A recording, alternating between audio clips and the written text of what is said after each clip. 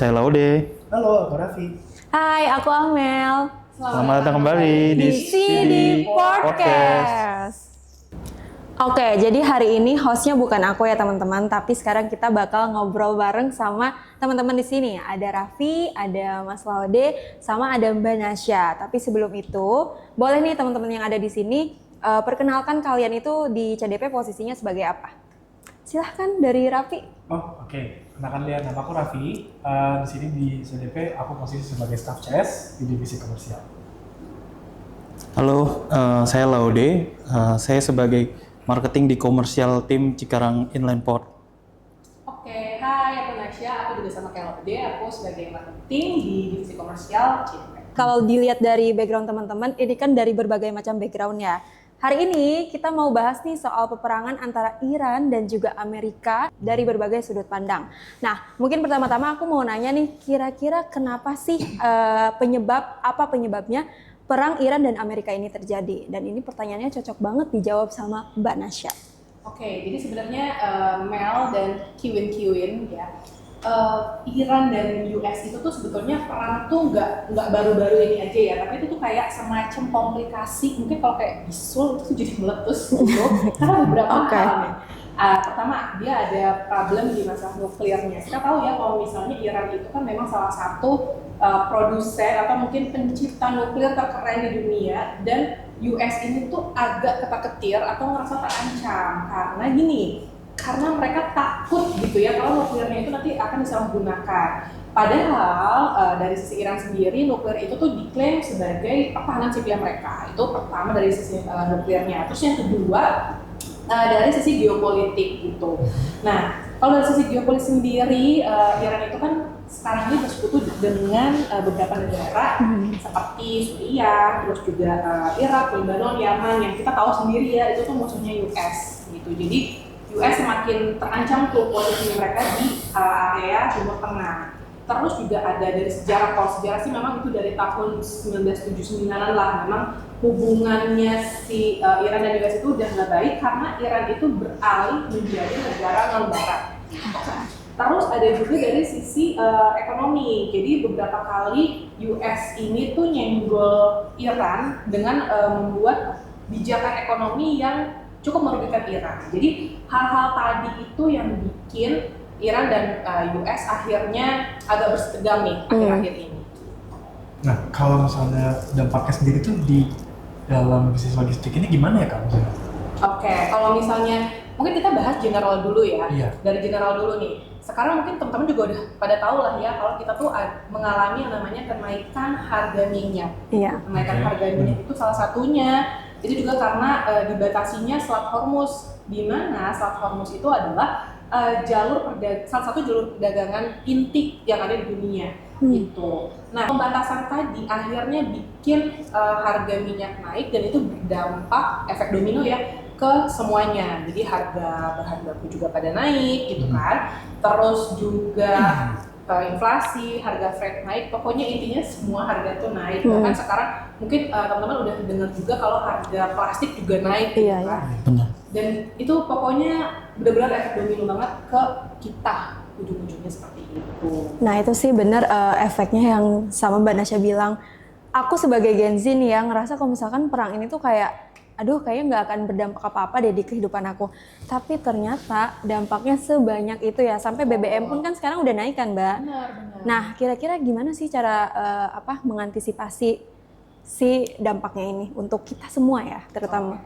Sebenarnya ini tuh jujur ya aku tuh kayak mengulang tahun 2019 saat COVID ya. Itu kan isu-isunya tuh BBM naik, harga kebutuhan pokok naik. Nah, yang paling penting adalah pertama adalah hindari panic buying gitu. Karena sebenarnya kita nggak menegangkan itu, bahkan COVID pun kita bisa lewatin kan sebenarnya. Jadi memang teman-teman harus yang utama adalah utamakan kebutuhan ya.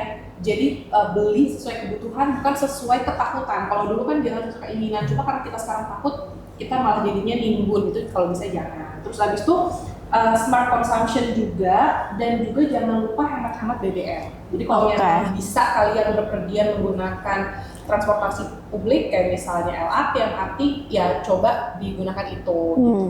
Terus selain itu juga atur ulang anggaran keuangan, apalagi buat teman-teman Gen Z yang ada di sebelah aku, jangan terlalu banyak menggunakan untuk kepentingan-kepentingan yang tidak penting, kan? Mungkin dikurangi, Mana nih, beli Bib? boba, Tuh, beli kopi ya. kopi, ya kan?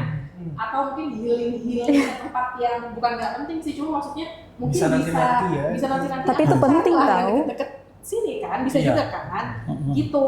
Terus yang terakhir, cari alternatif produk lokal teman-teman. Sebenarnya kan kita banyak nih ya menggunakan ya misalnya boba-boba yang ada yang kalian beli atau kopi-kopi yang kalian beli, Iya. mungkin merek-merek luar. Luar. Cobalah beralih ke lokal yang mungkin secara harga juga lebih terjangkau. Saya masih tetap enak ya maksudnya. Betul, secara rasa juga dan juga secara kualitas juga sebenarnya sama, bahkan lebih bagus. Berarti kopi Starling aja berarti sekarang. Benar, Kamu jangan kebanyakan gitu dah. Lebih murah ya. Nah, Oke, itu tadi kan dari sisi general ya Mbak. Nah mungkin sekarang kalau misalkan kita lihat dari sisi logistiknya, kira-kira ada nggak sih dampaknya Mas Laude? Secara kan Mas Laude sering nih ketemu Iya, customer. iya, betul. Gitu. benar. Jadi benar kata Mbak Nasya tadi, Mbak Amel. Mbak Jadi Amel. aku sempat ngumpulin beberapa data ya, terutama ini ada dari Reuters. Jadi memang konflik dari di Selat Hormuz ini antara Iran dan Amerika tentu mempunyai dampak yang cukup signifikan ya, karena memang jalur minyak dunia 20% itu memang melewati Selat Hormuz. Jadi kalau ada blokade atau ada penutupan, tentu itu akan berdampak, berpengaruh banget sama harga minyak. Kan terbukti kan setelah ada penutupan itu kenaikan harga minyaknya langsung berasa ya, dari sebelumnya 80 sekarang sudah hampir menyentuh $100 per barrel gitu. Terus juga kan kemarin yang non subsidi juga naik juga ya Mas Laude ya. Iya. Tinggi juga Oh ya. jadi Iya. ternyata naik juga yang non subsidi. Yang Non subsidi tuh naik. akhirnya, Lumayan walaupun banyak nggak sih, hampir 100% ya Laude. iya hampir 100% sih. Untungnya sih memang ada sedikit penundaan dari pemerintah ya. Cuman akhirnya ya pada akhirnya terkena juga, tetap naik juga sih. Dan untungnya yang subsidinya masih belum ada kenaikan ya. Karena jujur kalau dari segi transportasi, apalagi di bisnis transportasi ini sangat berpengaruh banget dengan bahan bakar minyak subsidi gitu. Jadi harga trucking bisa naik dan harga-harga yang lainnya akan ikut mengikuti gitu. Jadi ya sangat-sangat berdampak sih kalau untuk penutupan Selat Hormuz ini ya. Dan juga ini data juga dari Reuters ya. Ini dari liner juga ada dari Maersk Line, CMA dan MSC juga menghentikan atau jadi dia rutenya ya. rute tertentunya jadi Tutup sementara. ditutup sementara Oke. gitu. Dan itu juga liners yang kita punya juga Iya, ya Yang bekerja ya. sama di CDP juga dan ya lumayan paling banyak juga volumenya ke CDP. Jadi karena menghindari rute konflik, jadi dia harus muter dulu Mbak ke area Afrika gitu ya. Tanjung Harapan ya. Tanjung Harapan betul Mbak. Kalau dari aku sendiri aku penasaran deh. Ini kan berarti ngaruh ke kegiatan ekspor impor kita gitu ya. Betul. Nah, jadi sendiri tuh kayak sebenarnya udah kepikiran kenapa ya kita tuh masih bergantung banget nih sama kegiatan ekspor impor kita. Maksudnya di Indonesia nih kenapa supply kita masih ngaruh banget dengan Ekspor impor. adanya ya kebutuhan impor dan lain-lain. Terutama akhirnya kalau ada konflik kayak gini kan ngaruh ya, jadinya pasti banyak yang delay, banyak yang jadi lama atau apa. Kira-kira kalau dari Mas Laude atau Mbak Nasya mungkin punya pendapat sendiri mengenai aktivitas impor kita di Indonesia ini dan dampaknya terhadap konflik Iran itu gimana? Gimana Mas Laude? Kalau impor udah pasti akan terdampak ya Mas ya. Karena secara nggak langsung, pertama harga minyak dunia naik, bahan bakar kapal itu pasti otomatis akan naik dan itu berpengaruh ke jumlah freight yang customer bayarkan ke shipping line. Oke. Jadi itu saling saling keterkaitan lah Mas. Tapi juga volumenya nggak, apakah jadi turun juga di kita impornya atau? Secara volume sih mungkin dari customer memang sudah ada forecast ya Mas. Cuman ya berpengaruh ke harga jual pada akhirnya nantinya. Jadi harga produk akhirnya yang akan lebih mahal gitu. Dan berpengaruh ujungnya juga ke daya beli konsumen ya Mas. Mbak, itu sih. Iya, iya, iya. Mungkin nambahin Laudi juga ya, mungkin ada beberapa hal nih yang saat ini Indonesia tuh belum punya industrinya, contohnya mungkin EV gitu ya. Iya. Nah itu kita punya nih sebenarnya nikelnya kan EV juga butuh nikel Iya, kalau iya, nggak salah, tapi kita cuma bisa ngasih raw materialnya itu, tapi untuk produksinya mungkin kita belum bisa, nah makanya kita masih mengandalkan impor. Makanya sebetulnya adanya kejadian ini tuh sebetulnya jadi opportunity juga sih sebenarnya buat kita untuk menyegarakan mungkin ya, supaya kita bisa produksi EV dalam negeri juga gitu. Komoditas-komoditas yang kita bisa support sendiri. Iya, jadinya, sebenarnya ya. kan kita bisa beralih ke lokal, tapi kan tetap ya itu butuh waktu ya. Betul. Iya sih, mungkin kalau komponen baterai raw material mungkin kita bisa dapetin di dalam negeri ya. Cuman mungkin kalau untuk chipnya itu kita masih bergantung impor sih. Dan itu kalau secara rutenya terganggu pasti kan akan ada delay ya. Jadi dan itu juga mempengaruhi produksi juga sih.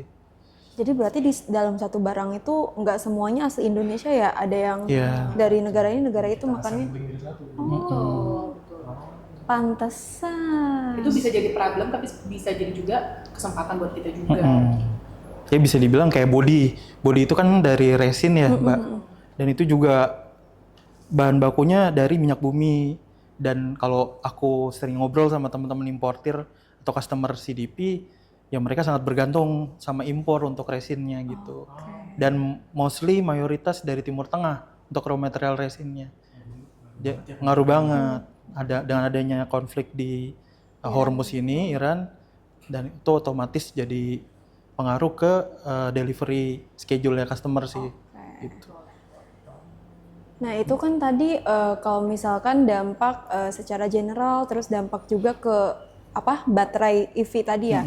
Tapi di luar itu ada juga nggak sih Mas yang berdampak kayak misalkan FMCG gitu, apa ikut terdampak juga? Karena kan itu kan produk makanan ya. Kalau FMCG kurang lebih sih akan ada juga dampaknya Ada sih. juga. Dari lead time kapal itu dari beberapa customer sih dia ada yang sempat info lumayan sering terjadi delay kapal ya. Jadi apalagi ada plastik juga kan Mas sebagai packaging. betul packaging kan Oh iya, ada benar, plastik ada juga. Dan juga ya itu tadi yang sempat saya bilang juga ada kenaikan di harga freight-nya ya. Sehingga itu berpengaruh juga nanti ke harga jualnya juga sih. Oke, tapi kalau gitu harusnya Tizi nggak naik dong harganya ya.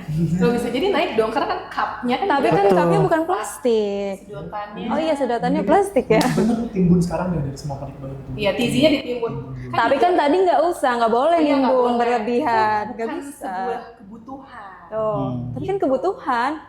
Jadi mungkin bisa itu aja. Bisa ditanam siapa tuh nunggu pohon. Iya, Ada tanam pohon teh, tizi gitu. kan? Terus ada Seduh sendiri Iya, ya kan sendiri. sekarang. Atau bikin sendiri siapa tuh jadi produk sendiri kan akhirnya gitu. Oh iya benar, bisa sih. Melzi, Bisa, ya. bisa. Sih, benar. Tuh.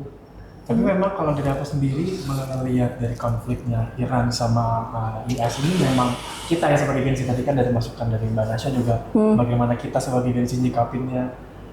Kita karena ada banyak various information, ada banyak berbagai informasi kita dapat baik dari internet, ngobrol kayak gini, podcast lainnya juga dan segala macam berita. Itu emang akhirnya buat aku sendiri dan beberapa yang aku yakin teman-teman yang sepemikiran, kita melihat konflik ini lebih ke apa ya sebabnya dan buntutnya. Mungkin makanya aku tertarik banget nih ikut di sini di podcast ini berhubung topiknya juga hal yang aku sering lihat juga ya di internet itu kayak kita tahu konfliknya ini ngaruhnya ternyata bukan cuma sekedar perang, tapi ternyata bisa ngaruh ke Kehidupan. biaya hidup kita juga. Benar. Gitu bakal.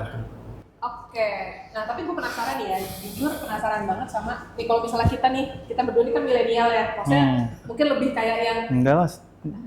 Tua saya Gen Z gitu kok. ya. ini boomers, lebih ke boomers kali ya. Maksudnya kita tuh kayak lebih pokoknya kebutuhan pokok deh yang lagi disiapin gitu ya. Nah kalau misal kalian sendiri nih as a Gen Z, maksudnya bukan mendiskreditkan Gen Z yang suka foya-foya ya, cuma maksudnya persiapan kalian itu gimana nih untuk menghadapi isu ini gitu. Coba dari Raffi dulu deh. Kalau Jangan dari- serius-serius, Pi. Oke, kalau dari aku sih sebenarnya apa ya? Tabung emas kah? Ya, aku nggak tahu, tapi kalau di kita tuh kalau aku nggak ngerti ya maksudnya temen aku gimana, tapi kalau yang aku kenal kita tuh orangnya tuh mendang-mending. Jadi kita kan udah banyak konflik nih sama hidup kita juga nih. Gen Z ini keras juga bos gitu kan. Kiamat 2012, Covid, terus ada ganti presiden, sama ada Iran, Ukraina. Oh banyak banget. Jadi kita udah biasa. Kalau kita bisa bilang kita udah biasa menerima konflik ini. Tapi memang setiap ada kebutuhan-kebutuhan Gen Z yang terpengaruhi karena konflik, kita biasanya jadi kaum mendang-mending. Kayak kalau sekarang nih melihat BBM naik, mau nggak mau ya kita akhirnya ya nongkrong yang deket-deket aja dulu gitu, nggak usah menyengaja banget gitu dari kita nih Cikarang atau Bekasi harus ke puncak tiap liburan gitu, kayak nggak usah gitu. Kita bisa cari-cari yang deket-deket sini dulu ya guys gitu gitu sih, sama banyak paling mungkin kebutuhan makan nyari yang murah. Jadi kalau Mbak Amel nih Nah sebenarnya kalau Amel mungkin yang kalau cowok kan nggak terlalu banyak ya Betul. kebutuhan perintilan. Kalau cewek itu kan ada lipstick ya, packagingnya mahal. Gimana Amel? Apakah sudah merasakan dampaknya? Sebetulnya tidak merasakan dampak apa-apa sih, gimana dong? Kayak Soalnya aku nggak pernah belanja, Beb, itu yang pertama. masa? Iya, serius. datang sendiri. Iya, datang sendiri ke rumah, pesen di Shopee. Full endorse ya. Enggak dong. Oke, jadi sebetulnya itu yang paling dikhawatirin sama sih kayak Raffi, lebih ke kebutuhan sehari-hari ya. Kayak misalkan kayak tadi Tizi naik atau enggak. Terus aku kan emang sering yoga juga ya, takut kayak harga yoga naik atau enggak, harusnya aman enggak sih? Saya teachernya kan dari Indonesia ya. Iya, soalnya kan Iya. juga hotmate juga nggak pakai bensin ya, emang hot aja sendiri. Iya kan?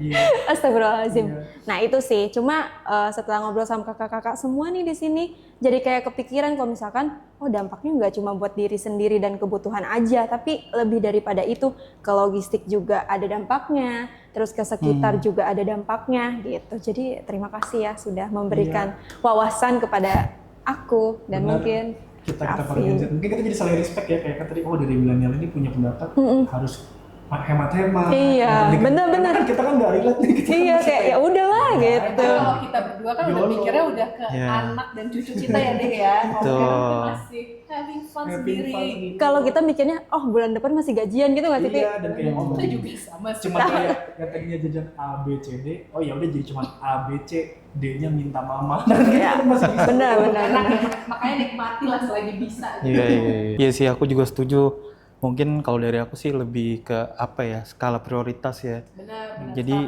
ya apalagi kalau aku kan memang sudah berkeluarga ya.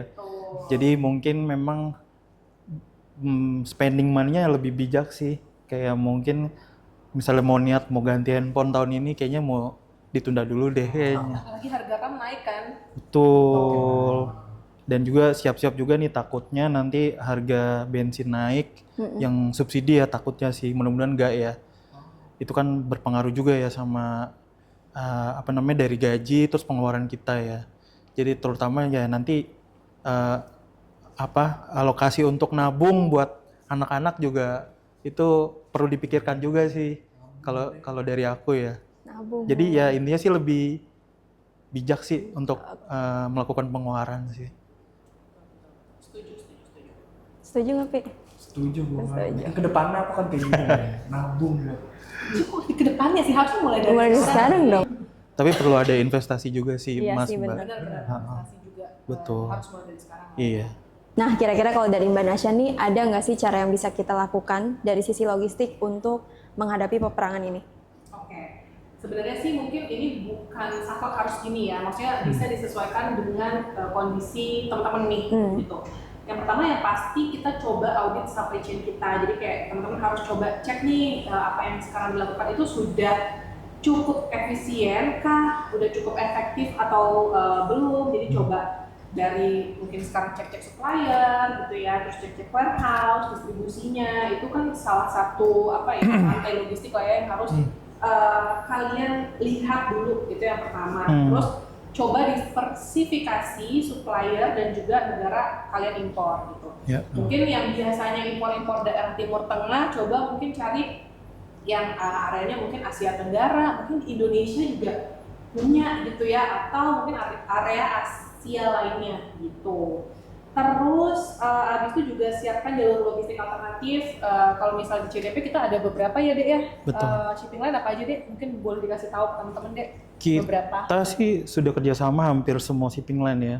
Ada 21 list shipping line gitu sih. Apa aja tuh Dek? Mungkin sebutin beberapa gitu Dek. Oh mungkin kalau di Big Five-nya ya, Boleh. ya salah satunya saya masih JM, Maersk Line, ONI, kemudian SITC, dan salah satunya juga itu ada yang baru aja kita kerjasama itu PIL. Oh iya benar. Nah jadi teman-teman kan kita di CDP sendiri kita udah kerjasama dengan 20-an tadi ya shipping line. Jadi teman-teman boleh banget nanya-nanya juga mungkin ke Laode ini nanti habis ini, Mas aku tuh biasa misalnya ke daerah sini pakai shipping line ini, gitu betul. Kan boleh nggak cari alternatif aku mungkin shipping line lainnya yang secara rate mungkin masih ya cincai lah gitu betul, kan betul. ya. Nah, terus habis itu juga bangun buffer stock juga secara bertahap. Jadi kalian udah mulai buffer stock nih di warehouse kalian. Terus kalau misalnya nanti warehouse kalian udah penuh banget, di CDP dan CDS juga kita punya fasilitas namanya tuh gudang umum juga. Terus ada juga PLB, Komisi Berikat, sama satu lagi juga ada open yard. Jadi kalian boleh juga kontak-kontak Laode lagi, karena kalau Laode itu mungkin lebih nanti kaitan sama customer gitu ya. Atau mungkin kontak marketing juga boleh buat tanya-tanya berapa misalnya kayak biaya space-nya dan lain-lainnya. Nah, terus juga gunakan flexible storage ya seperti yang tadi sudah aku infokan ya. Jadi teman-teman boleh banget tanya-tanya ke kita. Terus juga mungkin sekarang nggak usah tuh yang namanya logistik pelabuhannya kalian tuh kayak sendiri-sendiri gitu. Nah kalau di CDP itu kita udah benar-benar bisa seamless, jadi pelabuhannya, terus trackingnya, gudangnya kita udah bisa jadi satu. Jadi secara budgeting itu akan lebih efisien dan juga lebih efektif. Mungkin dari Raffi gitu ya yang suka ngurusin itu boleh ditambahin mungkin. Betul. Ya intinya memang kita di sini sebagai salah satu driver atau inland port ini jadi satu alternatif juga mungkin untuk para pelaku importir, terutama yang berlokasi di Jawa Barat, Cikarang dan seluruh Indonesia. Tentunya ini menjadi opsi lebih enak karena memang kita tentunya jadi satu pelabuhan yang bisa jadi opsi dengan rute yang mungkin lebih dekat, kan yang tadinya full di Jakarta atau mungkin mereka ada yang punya pabrik di daerah-daerah yang jauh banget dari Jakarta, bisa di reach out lebih dekat lagi nih dengan adanya Cikarang Transport di sini. Dan opsinya juga kan secara transportasi kita sudah kerjasama dengan 21 pelayaran juga yang tadi disebutkan Mas Laude, dan secara modanya nih kita ada kereta, truk dan lain-lain, dan semuanya untuk pelayanan baik itu pemeriksaan dan segala macam langsung di tempat kita nih. Jadi nggak repot-repot lagi mungkin harus pindah-pindah dan segala macam. Pokoknya mantap lah mungkin bahasa. Intinya logistik itu teman-teman sangat-sangat berdampak ya atas kejadian ini perang US dan Iran, tapi logistik itu juga adalah vital banget perannya di kehidupan kita karena semuanya itu pasti pakai logistik. Ngirim paket-paket kalian ya yang dari marketplace itu juga kan pakai logistik. Terus impor barang kalian juga itu pakai logistik gitu. Jadi kalau kita tarik dari semua obrolan hari ini, peperangan antara Iran dan juga US itu bukan cuma politik ataupun perang antar negara ya, tapi lebih daripada itu mempengaruhi ke sisi logistiknya, ke kebutuhan kita sehari-hari. Di sisi lain, ini juga jadi pengingat buat kita semua kalau misalkan dunia itu saling terhubung dan juga saling berkaitan antar satu sama lain. Dan karena pada akhirnya dengan adanya masalah ini tuh bukan seberapa besar masalahnya, tapi seberapa siap kita mempersiapkan. Oh iya, beradaptasi, mempersiapkannya, betul. Satu lagi apa? Beradaptasi dan mempersiapkan. Nah, itu. Terima kasih Keren, ya, sudah disempurnakan. Oke, terima kasih ya teman-teman. Kalau misalnya kalian punya topik-topik yang mungkin nanti pengen kalian denger nih pendapatnya dari sisi milenial dan juga dari sisi Gen Z, karena biasanya kalau misalnya di LinkedIn kita suka berantem ya. Emang iya ya? Suka berantem ya, karena Gen Z itu begini, milenial begini, tapi ternyata di sini kita bisa menyatukan pendapat kita sih. Jadi kita lebih luas lagi melihat cakrawala dunia Oke. Atau mungkin ini Mbak Nasya, kalau ada yang pengen tahu lebih detail tentang CDP, simulasi cost-nya, atau ya pokoknya persiapan impor atau ekspor, bisa hubungin saya juga kali ya. Nanti bisa hubungin Mas Laude juga. Kita akan kasih nomornya Mas Laude di deskripsi nanti. Ada nomor sama nanti ada email juga. Jadi kalau misalnya teman ada mau tanya-tanya langsung juga boleh. Kalau misalnya kalian mau tahu apa lagi tentang logistik ataupun tentang apapun, silahkan drop juga di kolom komentar. So, akhir kata aku Nasya. Saya Laude. Saya Raffi. Saya Amel. Terima kasih sudah menyaksikan kita. Terima kasih. Podcast selanjutnya. Bye-bye.